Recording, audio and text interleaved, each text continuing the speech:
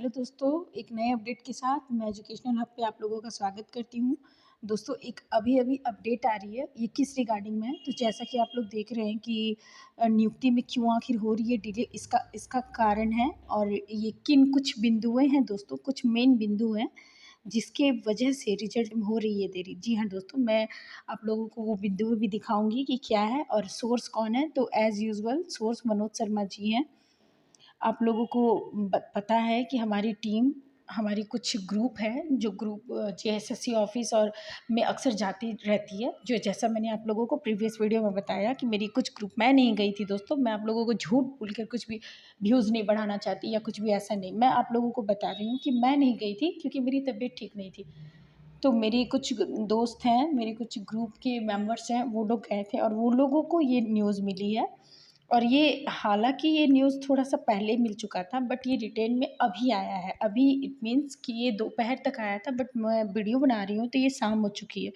But आप लोगों को जानना ज़रूरी है कि ये क्या है, किसके रिगार्डिंग है। तो चलिए दोस्तों, वीडियो को स्टार्ट करते हैं। तो देखिए, पूरा एक पेज पे मनोज शर्मा जी ने रिटेन में लिख के बताया है कि क्या है। तो ये जो सहायक आचार्य भर्ती है ना, वो भर्ती की स्थिति क्या है उसके बारे में। तो भर्ती अंतिम चरण पर है, लेकिन लगातार केस के कारण ये प्रक्रिया रुकी हुई है। जेएसएससी कई शर्तों पर सहमत नहीं है, इसलिए नियुक्ति में देरी हो रही है। तो आप लोगों को इसका आंसर मिल गया होगा कि नियुक्ति में देरी क्यों हो रही है। क्योंकि जेएसएससी बहुत सारे जो केस हुआ है ना, बहुत सारे सहमति नहीं है। अब किस-किस पे सहमति नहीं है, उसके बारे में बात करते हैं। तो सबसे पहले यहाँ पे आप देख रहे हैं ये मुख्य बिंदु क्या है। तो आप देखिए दोस्तों यहाँ पे कि मुख्य विवाद क्या है। तो 2 ईयर बीएड वाले ये जो मेन प्रॉब्लम है ना, ये 2 ईयर बीएड वाले हैं, ठीक? तो जेएसएससी कह रही है कि विज्ञापन में इसका ज़िक्र नहीं था, इसलिए इस मान्य नहीं है। लेकिन हाईकोर्ट और डबल बेंच ने कहा है कि 2 साल की जो बीएड है न्यूनतम पात्रता पूरी करता है। करेक्ट बात है कि जो 2 साल वाला बीएड है ना, वो भी तो एनसीटीई के ही वजह से हुआ ना, वही अप्लाई की है इस चीज़ को। 1 साल के बीएड को ख़त्म करके 2 साल का बीएड लाई है। तो ये पहला मुद्दा तो ये हो गया दोस्तों, ठीक है। अब देखिए 45% ग्रेजुएशन मार्क्स का मुद्दा। तो जिन उम्मीदवार के ग्रेजुएशन में 50% से कम मार्क्स थे, जो 2009 के बाद बीएड किए हुए हैं, इसे सुप्रीम कोर्ट ने जेएसएससी से पूछा कि बहस ही नहीं हुई थी, नियुक्ति क्यों रोकी गई। मतलब ये इस मामले में ना कोई बहस नहीं किया गया और नियुक्ति को और 50% वाले लोगों का रिजल्ट को रोक दिया गया। तो ये है मुद्दा दोस्तों। अब देखिए, अब बात क्या किया जा रहा है। उम्मीद है कि सहायक आचार्य की भर्ती में पॉजिटिव फैसला आएगा। उन्होंने ये भी बताया कि ये जो उम्मीद जो है, ये जो सारी केसेस चल रही है ना, ये सारे केसेस चल रहे हैं ना, उस पे बोला जा रहा है कि उम्मीद तो यही है कि सारे जितनी भी चीज़ें हैं उनमें पॉजिटिव रिजल्ट आने वाला है। और एक मामला था जेटेट का क्राइटेरिया वाला इशू। आप लोग को सभी को पता होगा, आप लोग मेरे चैनल से जुड़े हुए होंगे तो आप लोगों को पता है कि जेटेट का मामला क्या था। जिनके भी 150 में 90 से कम मार्क्स हैं, 60% से कम अंक हैं, उन्हें बाहर कर दिया गया था। उम्मीदवारों का कहना था कि जेटेट से पात्रता परीक्षा है, परसेंटेज का आधार नहीं होना चाहिए। ये मुद्दा था। बाद में भले इसे कंसिडर किया गया, लेकिन इसे कैंसिल भी किया गया था। अब बात करते हैं नियुक्ति पत्र।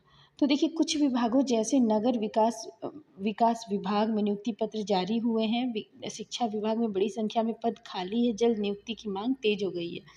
कोर्ट और गवर्नमेंट का रवैया, लगातार केस होने में भर्ती अटक जा रही है। सही बात है। एक सहायक आचार्य जो एग्ज़ाम है ना, इसमें टोटल अभी तक 10 से 12 केसेस हो चुके हैं दोस्तों। और अभी इधर जितने भी बच्चे डिस्क्वालीफाई वगैरह हुए हैं, वो लोग भी केस कंटिन्यू, ये मैं वो लिस्टेड केस की बात कर रही हूँ।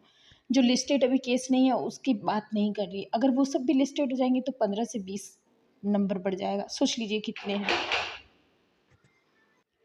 सॉरी दोस्तों, सॉरी फॉर इंटरप्ट। देखिए, कोर्ट और गवर्नमेंट का रवैया, ये तो मैंने आप लोगों को बता दिया। कोर्ट में कैंडिडेट के पक्ष में अधिकतर पॉजिटिव रुख दिखा है। जितनी भी बार केस हुई है ना, वो सब में जितनी भी बार सुनवाई हुई है, वो कैंडिडेट की तरफ से पॉजिटिव रिजल्ट के अकॉर्डिंग था। मतलब गवर्नमेंट मान नहीं रही है और जज सब मान रहे हैं इन लोगों का बात, मतलब स्टूडेंट का बात। अब देखिए, पिटिशनर याचिकाकर्ता का महत्व। हाई स्कूल शिक्षक भर्ती में पिटिशनर उम्मीदवारों को नियुक्ति मिली, इसलिए अब कैंडिडेट सहायक आचार्य में भी पिटिशनर बन रहे हैं। आप लोगों को भी पता है, जितने हाई स्कूल का मामला जो था 2016 वाला, उसमें जितने भी बच्चे पिटिशनर बने थे ना, उन सबको ज्वाइनिंग मिल गया।